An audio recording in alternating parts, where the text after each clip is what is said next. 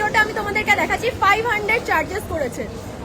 আবার আমাকে বলেছে ভিডিওটা ডিলিট করতে। ভিডিওটা তো ওদের সামনে আমি ডিলিট করে দিয়েছি, বাট আমার কাছে কপিটা রয়েছে, তোমাদের সাথে শেয়ার করবো। জাস্ট দেখো এই সমস্ত মানে গভর্নমেন্টের পোষা চামচা পুলিশ অফিসারদের সাথে কি করাটা উচিত তোমরাই এটা ডিসাইড। এই জন্য আমি কথা বলছিলাম না, আমি জানি আমি কথা বললে আমাকে চুপ করিয়ে দেবে। সেটাই তো রেজ করে আমাকে ভয়েস রেজ করে কনফিডেন্স তো ডাউন করতে পারে না। না তুই বেস্ট করেছিস অবশ্যই। जितना खुशी फोटो खींचो। सर फोटो का नहीं बंद करो मोबाइल।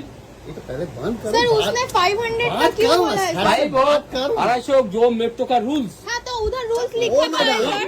सुनिए ना, रूल्स कहाँ पे है, है? रूल्स है। सुनो आराम से बात करो, आराम से बात करो। रूल्स लिखा था फिर रूल्स लिखा है वहाँ पे। আমরা কি ইচ্ছা করে করেছি?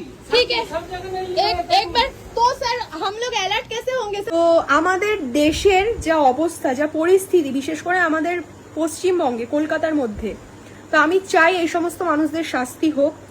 গভর্নমেন্টের আন্ডারে এরা কাজ করছে, সরকার থেকে টাকা পাওয়ার পরেও সাধারণ পাবলিকদের কাছ থেকে টাকা লোটার জন্য এরা হাত ধুয়ে বসে আছে। স্যার करके आपने 500 बोला चार्जेस, 500 बोला।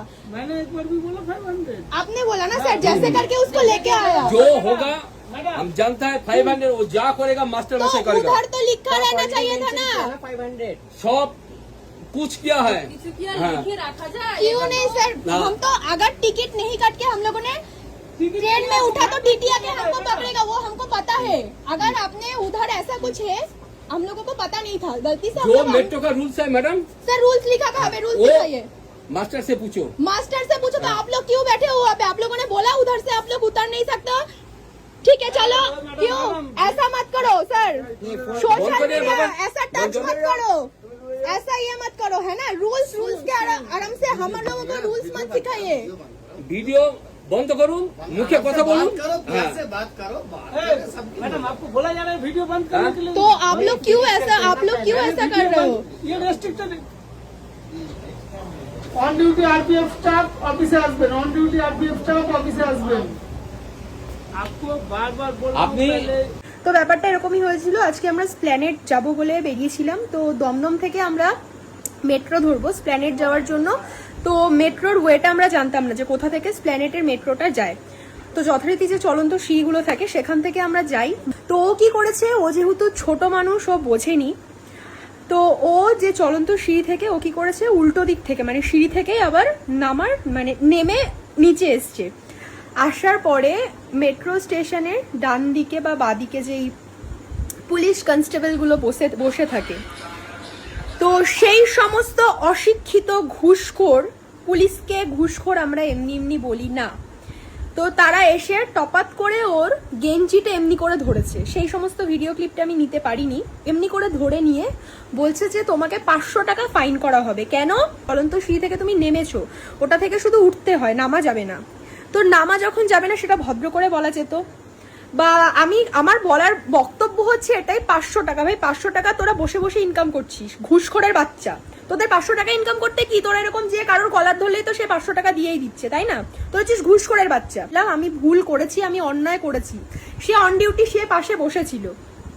তো সে যখন দেখছে যে ও উল্টো নামছে ওখান থেকে, সে তো বলতে পারতো যে এটা তুমি কিন্তু নামলে তোমাকে কিন্তু জরিমানা করা হবে, এটা কিন্তু নামতে তুমি পারবে না। তাহলে ওরা দেখে দেখে সেই জিনিসটার মজা নিচ্ছিল।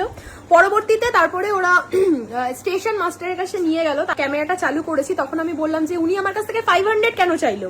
আমার ভুল হয়েছে, উনি অন ডিউটি ছিল, উনি তো বলতে পারতে যে তুমি ওখান থেকে নামতে পারবে না। বলছে হ্যাঁ ঠিক আছে, সেটা তো আমরা দেখে নেবো, বাট তোমাকে এখন তুমি যে অন্যায়টা করেছো সেটা তোমাকে এখন পে করতেই হবে।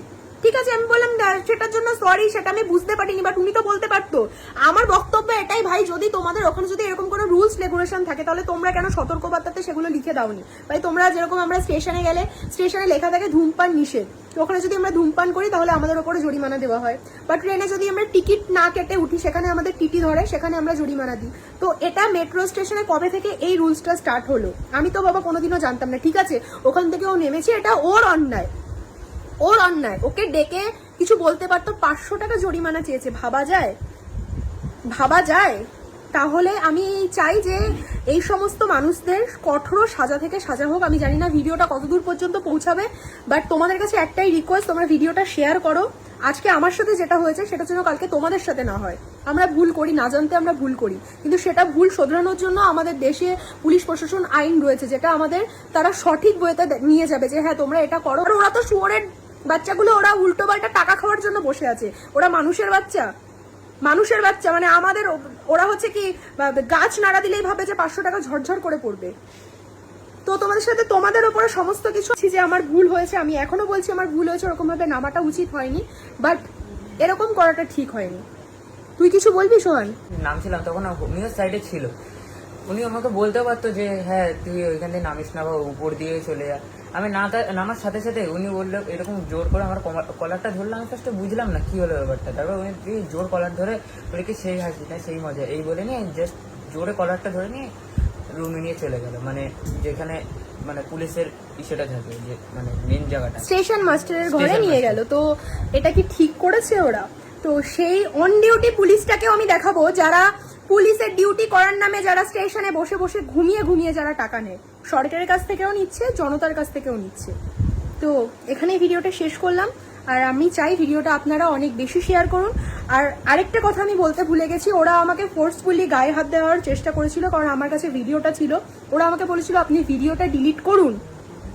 দেন তারপরে আমি যখন দেখলাম ঠিক তোর কাছে যে 250 টাকার স্লিপটা মেরেছে সেটা কোথায়, আর 250 টাকা, তারপরে যে আমাদের 500 টাকা থেকে 250 টাকা নিল, ওরা বলেছে যে আপনি ভিডিওটা ডিলিট করুন। তখন আমি বলছেন স্যার আপনারা আপনার কাজ করছেন, আমি আমার কাজ করব না। তখন বলছে ঠিক আছে আপনি ভিডিওটা ছাড়লেও আমার কিছু আসে যায় না, কিছু রুলস থাকে ম্যাডাম, সেটাই আমরা কর্তব্য, সেই রুলসটাই আমরা মেনটেন করি। ঠিক আছে। তার পরবর্তীতে যে একটা লেডি কনস্টেবলকে তারা ডাকলো, ডাকার পরে আমাকে বললো, লেডি কনস্টেবলটাকে বললো যে এই মেয়েটার ফোন থেকে ভিডিওটা ডিলিট করে দিন। তো যাই হোক ভিডিওটা ডিলিট করেছে। ওরা তো এত বড় অশিক্ষিত, কারণ এদের তো পেটে শিক্ষা দীক্ষার যোগ্যতা নেই।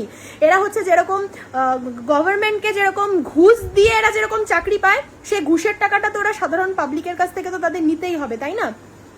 তো সেরকমই একটা ব্যাপার হয়েছিল। তো এটা জানে না যে ভিডিও ডুপ্লিকেট কপি করে সেটাকে হাইড ফোল্ডারেও রাখা যায়। সো সেটাকে আমি অনেক কষ্ট করে ভিডিওটাকে রেখেছি।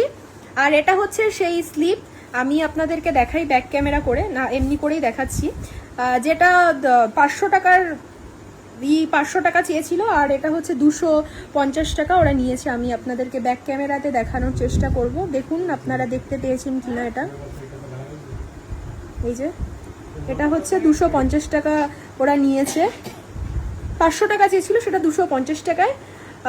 যে আমি যখন দেখলো যে আমি ভিডিও ক্যামেরা করছি, তখন আমি বললাম যে 500 টাকা আপনি তাই বলে চাইবেন? তখন উনি বলছে আমি বলেছি 500 টাকা, আমি বলেছি 500। আপনি বলেননি। যখন দেখছে যে আমি অন ক্যামেরায় রয়েছি, তখন সে বলছে আমি বলেছি 500 টাকা। তো তারপরে যে এটা 250 টাকা ও চার্জ করলো, আর আমাদের এই স্লিপটা দিল।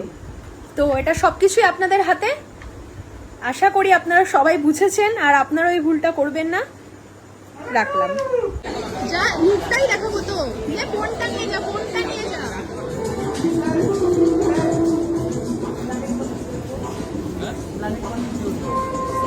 এক্সপ্লেনেটের বিভিন্ন জায়গাতে কোথায় যাবো, বাস স্ট্যান্ড, নিউ মার্কেট, চল 6 নম্বর গেট দিয়ে ভাই।